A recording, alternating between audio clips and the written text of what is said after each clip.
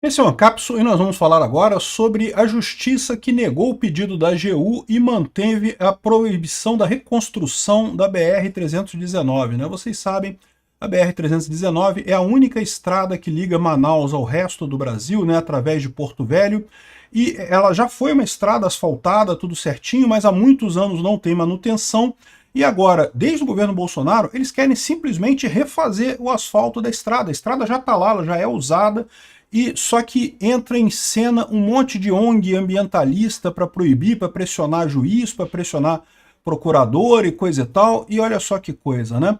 A justiça mais uma vez proibiu isso daí. E aí que a gente vê o absurdo dessa situação. A Gazeta do Povo traz uma reportagem aqui sobre os investimentos do Jorge Soros aqui no Brasil, 150 milhões de reais para ONGs brasileiras totalmente desconhecidas. Olha só, a campeã é esse Instituto Incube aqui, que não tem... O Instituto Incube fica na Vila Romana, em São Paulo, tem o telefone 11 9999999, claramente um telefone falso, e segundo o projeto dele aqui, faz um projeto com a UF em Niterói aqui, ó, um projeto de educação jurídica para a comunidade negra em Niterói. Que coisa estranha, uma coisa que não tem nada a ver com a outra. Enfim, e recebeu uma grana do Jorge Soros, esse instituto aqui, né? O outro instituto tirou o site do ar aqui, o segundo lugar tirou o site do ar. Tem a informação aqui no mapa das organizações civis aqui do governo, dizendo que é uma entidade que fica aqui no Humaitá, no Rio de Janeiro, aqui perto de casa. Só que não tem informação nenhuma aqui sobre o que eles fazem, quem que está nesse negócio aqui, não temos nada. E os caras se esconderam, fecharam o site deles, tiraram o site do ar, meu amigo. No que saiu a reportagem aqui da Gazeta do Povo, né? E aí que você vê como é que fica esse negócio ambientalista. É o que eu falo para vocês, né? Vamos entender um pouco isso daqui.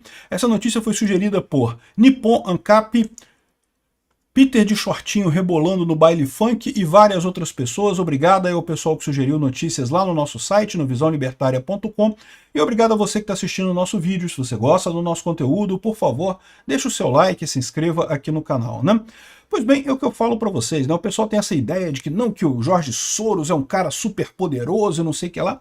Ele tem muito dinheiro mesmo, mas a maior parte desse dinheiro acaba jogando fora, porque a maior parte dessas instituições que ele dá dinheiro acaba sendo coisa totalmente roubada, sem sentido. Mas não tenha dúvida que tem muita pressão, principalmente contra o desenvolvimento do Brasil. Existe uma pressão enorme dos Estados Unidos, da Europa, mas principalmente da Rússia, contra o desenvolvimento brasileiro, né? E como é que eles geram isso, né? Esse cara é só um cara que deu dinheiro aqui, ó. Repassa mais de 150 milhões para ONGs brasileiras. 150 milhões é muito dinheiro? Para mim é, para você é também, eu tenho certeza. 150 milhões é dinheiro para caramba.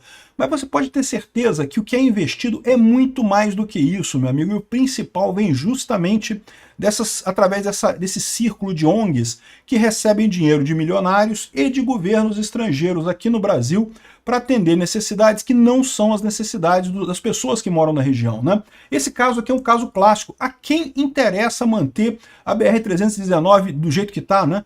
Por que não?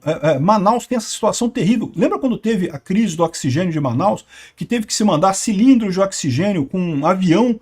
Por quê? Porque a única estrada que tem ligando Manaus ao resto do Brasil passa por Porto Velho, é a BR-319, é uma estrada de chão. Ela já foi asfaltada no passado, precisava se refazer o asfalto dela. Aí entra o pessoal ambientalista, mas não pode porque vai prejudicar a floresta. A estrada já está lá, meu amigo, já tem... Se tem alguma coisa que poderia acontecer com a floresta, já está acontecendo atualmente com a estrada lá, né? É um absurdo completo esse tipo de coisa, porque em nenhum país do mundo você tem esse tipo de rigor ambiental que o pessoal quer impor aqui no Brasil. Esse rigor ambiental de proibir a ferrogrão, por exemplo, ok, ia cortar uma área de proteção ambiental, mas é uma ferrovia, é um negócio fechado, é pequeno, o impacto é mínimo, e o benefício que traz para a população é enorme. Ninguém está pregando aqui que seja destruída a Amazônia completamente, que seja tudo destroçado e coisa e tal. Não, não é isso que está se falando. O que está se falando é que tem que ter um bom senso, tem que ter um mínimo de aceite de você perder uma área verde. Sei lá, refloresta do outro lado, né? Vai perder uma ferrovia, ela vai cortar uma área ali, vai derrubar um monte de árvore, vai ter que derrubar um monte de árvore, beleza. replanta o triplo de árvores em outro lugar. Pronto, resolvido o problema. Pega uma outra área da Amazônia que já está desgastada e replanta o triplo de árvores ali. Resolvido o problema, você tem o benefício social e o benefício ambiental também. A mesma coisa aqui, se for o caso aqui na Amazônia, o problema dessa estrada é justamente que não tem que replantar nada, porque não vai se derrubar nenhuma árvore para fazer isso.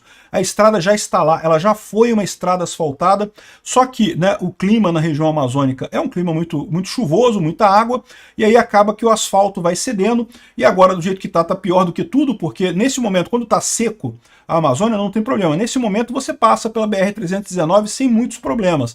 A questão é, quando chega a época das chuvas, quando começa a chover lá na Amazônia, aí pronto, aí vira um inferno completo aquilo ali, só passa com um trator nessa estrada, né? E aí você fica nessa situação em que a gente tem uma cidade brasileira, uma das grandes cidades brasileiras, Manaus é uma das maiores cidades brasileiras, que está refém de avião, refém de aeroporto e barco, porque simplesmente não tem uma estrada que já está pronta, é impossível de transitar, e fica o pessoal interpondo recursos e recursos e recursos. E nada me tira da cabeça que esses juízes não estão fazendo justiça, esses juízes estão fazendo política com esse tipo de coisa, né? Aqui, ó, e de novo, fazendo política para quem? Quem é que está bancando isso? Quem é que quer impedir o crescimento do norte do Brasil, né? É exatamente esse pessoal. O norte do Brasil tem muitas riquezas, tem muita área agricultável, muita coisa que dá para fazer exploração econômica sem prejudicar a floresta, mas o pessoal quer proibir de todo custo. É agricultor na França, agricultor na Europa, agricultor nos Estados Unidos, mas é principalmente as empresas de energia russas. A Rússia tem um histórico de patrocinar esse tipo de evento, né? Isso foi um grande escândalo lá em 2013 na Inglaterra, quando se descobriu que todas as ONGs ambientalistas que tinham lá, que eram contra o fracking, né, porque queriam proibir o fracking na Inglaterra, eram todas financiadas pela Rússia, através de empresas. Ela nunca é diretamente. Eu não descarto nada o Jorge Soros ser um elemento russo aí que está desviando esse dinheiro, tá? Não descarto mesmo. Quantas iniciativas será que o Jorge Soros tem de ONGs na Rússia contra o governo russo? Né? Não sei, seria uma coisa interessante de avaliar, né? Porque a gente sabe que, por exemplo, esses movimentos ambientais que na Europa são fortíssimos e coisa e tal, inexistem na China e na Rússia. Na Rússia você não vê nada. Não, a Rússia é o maior produtor de petróleo do mundo, meu amigo. O maior exportador de petróleo do mundo, o maior produtor é os Estados Unidos. Mas o maior exportador de petróleo do mundo é a Rússia, né? E quer continuar exportando muito. A Rússia faz essa estratégia de proibir, de incentivar ONGs ambientais e coisa e tal, exatamente porque sabe que essas ONGs ambientais vão acabar dificultando a exploração de petróleo e outros recursos nos países. E daí a Rússia continua tendo esse mercado só para ela. Essa é a estratégia de guerra híbrida do Putin, né? Então, ou seja, a gente tem realmente agricultores europeus e agricultores americanos que não gostam da agricultura brasileira. A agricultura brasileira é muito mais produtiva do que essa agricultura deles lá.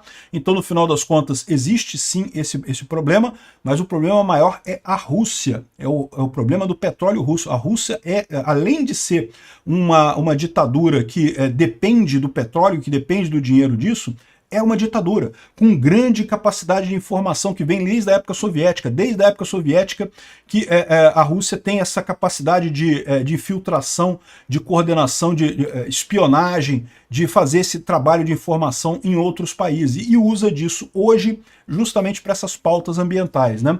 150 milhões de reais não é tanto dinheiro assim não, tá? Mas é muito curioso você ver que foi dado esse dinheiro para ONGs que, cara, não tem nada aqui, bicho. Não tem um site da ONG, não tem uma informação decente da ONG para você saber o que o pessoal está fazendo, um projeto que eles façam e coisa e tal, né? É tudo confidencial, é tudo secreto. E fecharam aqui o site da ONG, olha só, climaesociedade.org, que é a principal, a segunda, né? A primeira é essa Instituto Incube, né?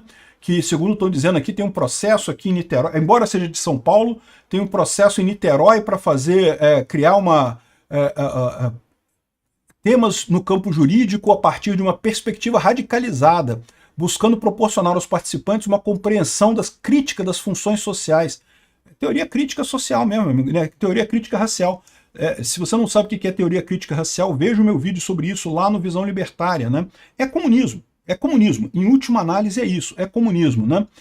Que permeia o sistema jurídico brasileiro, com enfoque especial de política das drogas, nacional e da América Latina. São módulos executados de maneira híbrida, presencial e à distância, presenciais na cidade de Niterói, ou seja, a ONG fica em São Paulo e vai fazer um curso em Niterói. Não é que não seja possível, é lógico que é possível isso, né? Mas estranho, repara como é que não tem site disso daqui, não tem lugar nenhum, né? Ou seja, muito estranho essa rede de influências que tem aqui. E a maneira de resolver isso não é com radicalismo, proibir ONG, proibir o Jorge Soros, ou o que quer que seja. O Jorge Soros tem o direito de advogar pelo que ele quer. Pô. O que ele quer é errado, eu concordo que é errado. Mas ele tem o direito de advogar pelas causas que ele acha pertinentes lá, né? A questão toda é a razoabilidade.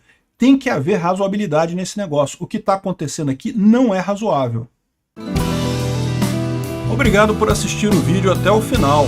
Além de curtir, compartilhar e se inscrever no canal, considere se tornar patrocinador com valores a partir de R$ 1,99. Clique no botão Seja Membro abaixo para saber as condições e vantagens de patrocinar o canal. Mais informações sobre o nosso projeto, visite nossos sites indicados na tela.